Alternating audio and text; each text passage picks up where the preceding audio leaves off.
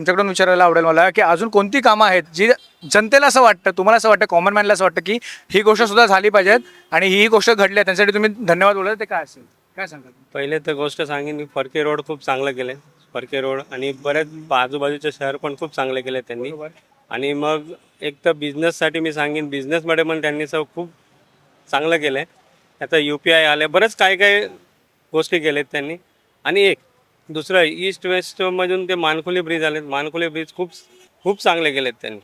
ते म्हणजे लोकांना जवळ केले त्यांनी सगळ्यांना. पहिले लोकांना वेळ नव्हता, म्हणजे कुठे जायला. आता लोकांना जे गरबा झाले त्यापासून त्यांनी साहेबांनी एवढं चांगलं केलं ना. आम्हाला वाटतं ज्यापासून रवींद्र चव्हाण साहेब आलेत ना त्यापासून असं वाटतंय की आमचा एक माणूस आलाय, आमचा एक जवळचा माणूस आता तिकडे गेला. आम्हाला असं वाटतंय की नाही आता काहीतरी अजून पुढे आम्हाला असं दरवेळी सांगायला चांगलं आवडतं की दिल मांगे मोर. बरोबर. साहेबांसाठी अजून वरती त्यांना काही अजून वरती पोहोच मिळाला. आम्हाला असं वाटतं की नाही आपल्या घरातलाच माणूस येतो असं वाटतं.